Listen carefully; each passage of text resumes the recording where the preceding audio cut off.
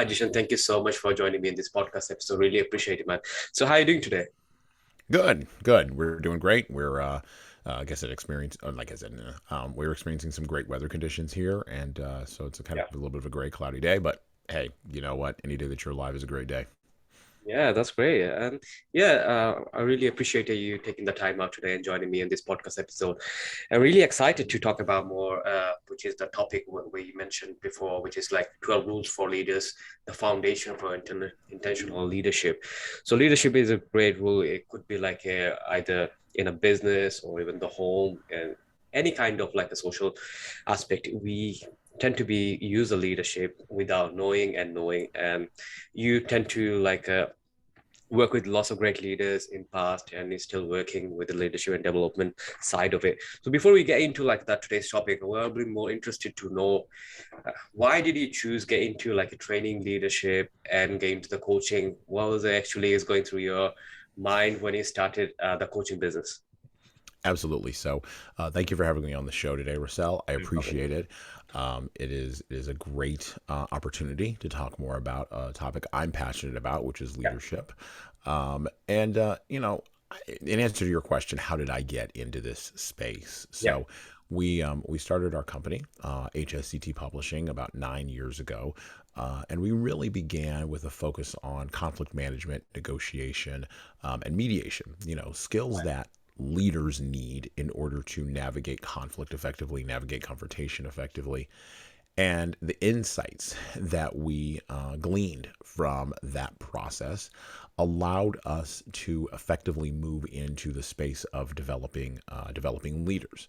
And when we develop leaders, and when you develop leaders, one of the things you begin to realize is that number one, there's a lot of good information floating around in the world Yeah. about leadership. There's a lot of historically good information floating around in the world about leadership, but there's very little practical application of these ideas, and there's also very little support for leaders, particularly when you move out of the glitz and the glamour of the Fortune 500, right? Or even the Fortune 1000, So we work with organizations and with individuals who work in the Fortune 10,000.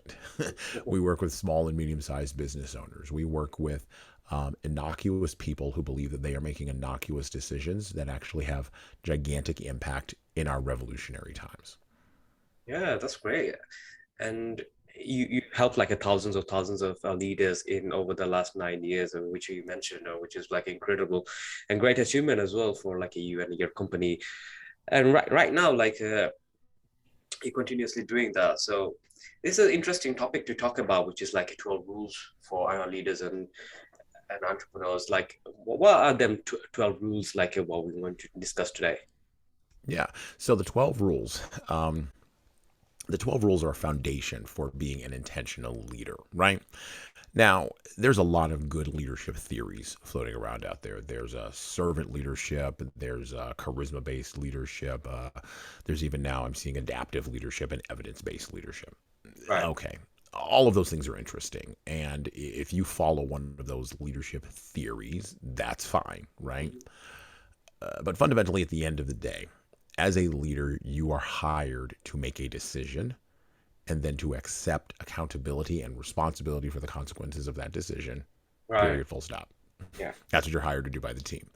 And so and I said something very simple there, but there are skill sets, there are dynamics that occur between the decision to lead, right, Yeah. and the act of taking on responsibility and accountability, the act of making a decision that will impact the team, which is typically different than a decision to lead. So fundamentally, we had to fill in that gap. And there are 12 skill sets that fill in that gap that can go into a leader's toolbox in order to make them more effective. Everything from, of course, conflict management. We begin with the big boy, through understanding what your role and responsibilities are as a leader, Right. through dealing with difficult people, how to understand the difference between motivation and morale, how to navigate diversity and inclusion in everything from managing a multi generational workforce to managing a multi ethnic, multinational workforce. And then, of course, we talk about things like adapting to change and how do you effectively deal with black swans, the Right. kinds of events that have been occurring in our world ever since COVID showed up and even before that. Yeah. So, like in terms of like building like leaders, like what type of like do you think is there any kind of qualities you needed for in terms of like building like a great leader for the organization or even the for like a society? Absolutely. So this is the whole: are leaders born or are they made? Who's in charge, nature, nurture? Our philosophy is it's both. Leaders are both born and made.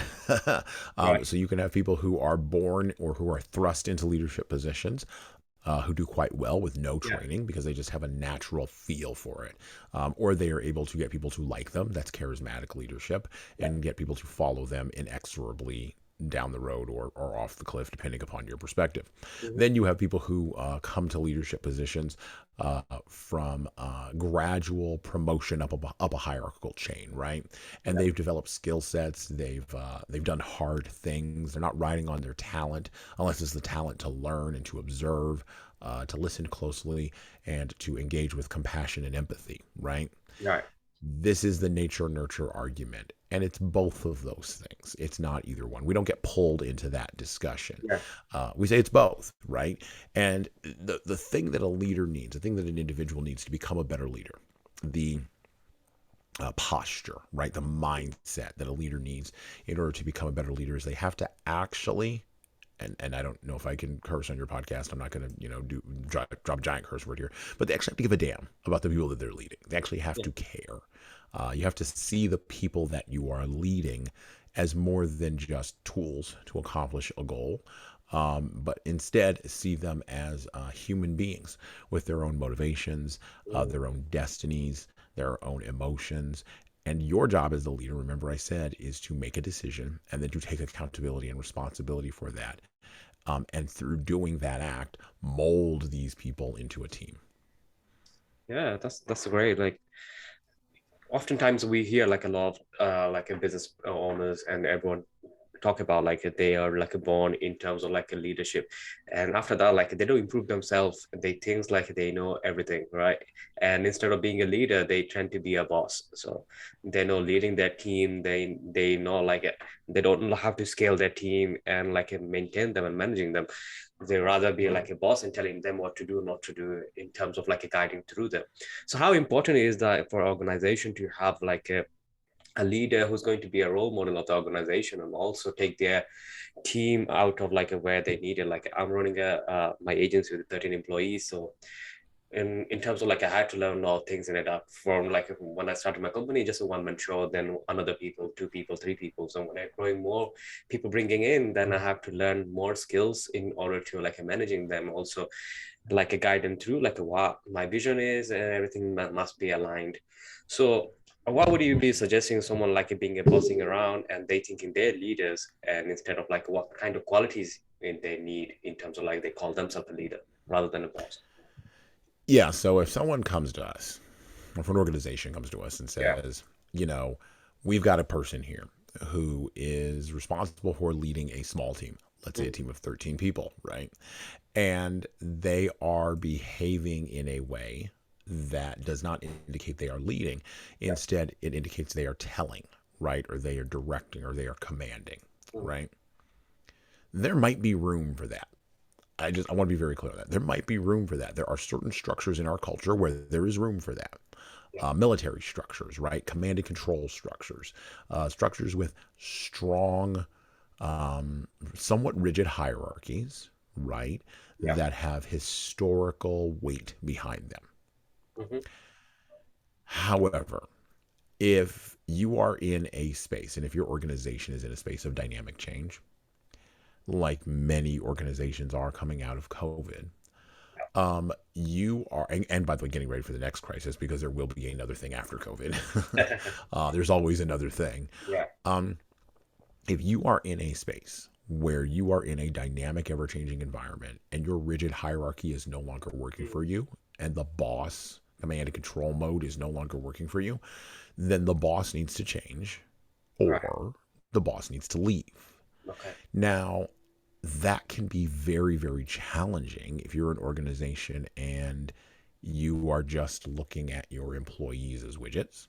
Mm, That can be challenging if you are in an organization that looks at and views customer satisfaction as the only end goal worth pursuing. That can be very challenging if you are in an organization where the people being served are not necessarily the people that are both inside the culture and outside the culture. Instead, it's shareholders or it's a board of directors or someone like that that doesn't show up every day and get to play the game. Okay. So, how do we talk to a person who's in a rigid hierarchical structure that's not changing, where the shareholders are the ones that mm, are pulling the strings? A big public company, in yeah. essence. Right. Well, we don't work with big public companies, but if we did, one of the things we would say to someone who is a CEO of a big public company Yeah. is that you need to know who your audience is. Right. And if your audience is the shareholders, fine, continue to play the shareholder game.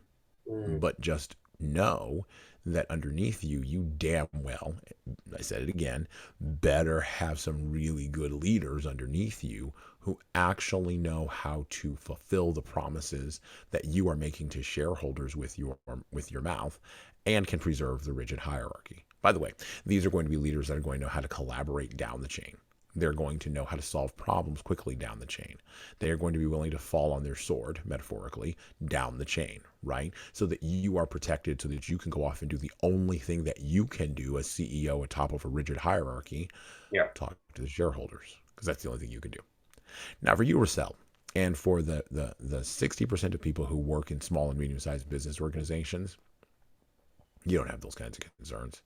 You can't afford to be a boss. You have to be a leader all of the time. Because guess what? You're probably not going to be the CEO of Facebook. And you're probably not going to build and scale a company like Tesla. I mean, you might. Yeah. That might happen on a long enough timeline. You know, your company of 13 people might grow to being 300 people. You Yeah. will have different challenges as it grows, but the fundamental principles of leadership will remain the same if you build them into the organization's DNA. Yeah. Absolutely true. Yeah. So like them 12 rules of like building up leadership on the foundation. How did you come up with that 12 rules? Is that like with your own experiences? Yeah, no, well, partially are my own experiences, but Mhm. primarily through working with 15,000 managers and supervisors across small and medium sized businesses over the course of the last 9 years. Right. And when you work with that many people and you hear that many stories, you begin to see trend lines. You begin to aggregate certain ideas. So, for instance, if one day we are working with a manufacturing company that has 500 employees and 50 managers and supervisors, and they are all talking about how they cannot get their employees to come in on time on the regular, Yeah. they think that they are fundamentally different than a nursing based organization across the street Yeah. that has the exact same problem where they can't get their employees to show up on time. But they're not talking to each other. That manufacturing company and the nursing organization, they're not talking to each other. They believe that they are very delicate, special flowers with their own unique problems. Yeah. So, what is the trend line? What is the commonality? Well, Mm, the commonality is you're dealing with people. That's the commonality. And people don't change, regardless of whether they are in, well, they don't change their behavior immediately anyway, whether they are in a healthcare organization working yeah. as a nurse or if they're in a manufacturing organization turning a screw, right?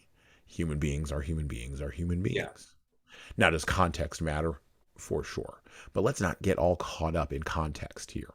So we Mm, came up with the 12 rules looking at and decontextualizing and distilling out um, leadership principles that we saw from questions we were asked, content we created, behaviors we coached people around, and conversations that we saw. Now, don't and that we had. Now, don't get me wrong. There's a fair bit of research that goes on underneath this product as well. So it's not just fly by night.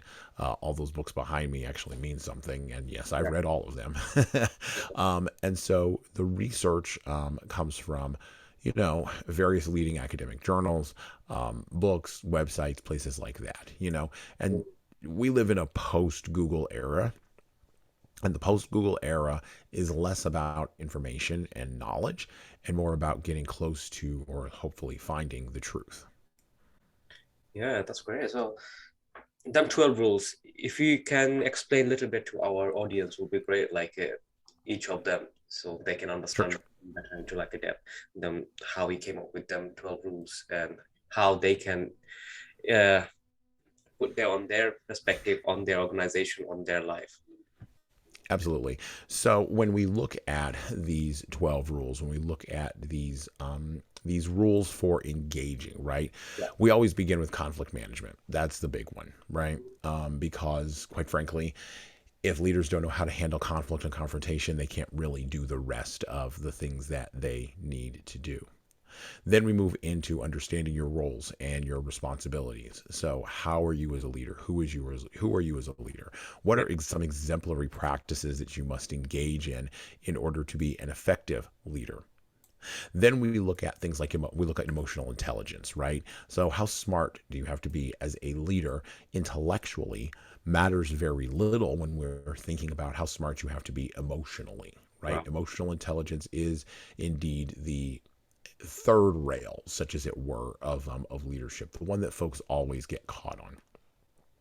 Then we look at communication and persuasion. mhm, I'm having a conversation with you right now on your podcast. yeah, There are people who are listening. I'm seeking to persuade them. I'm using vocal inflections. I'm using nonverbal intonations. You're recording, video of this as well. And so, yeah, if people are going to watch the video, they're going to look at my eyes move around. They're going to look at your eyes move around. They're going to look at my all these nonverbal cueing things that we take for granted. This all goes into communication and persuasion. From there, we move into team building. How do you build a team? How do you create a team? How does a team bond? What is the tranche, right? The dip that teams go through, and how do leaders pull great teams out of those dips? Or how do they walk through them? Then we take a turn into the more difficult areas, the less sexy areas of leadership. Dealing with difficult people is a gigantic one because the number one thing that every leader comes to me with and that every leader says is, hey, son, I got this bloodsucker of a person yeah, on my team and they won't bend. They didn't like I'm going to use an old phrase here. They didn't like the cut of my jib when I first showed up, and they haven't liked me and they're not going to like me. How do I deal with this person, right? And so we talk about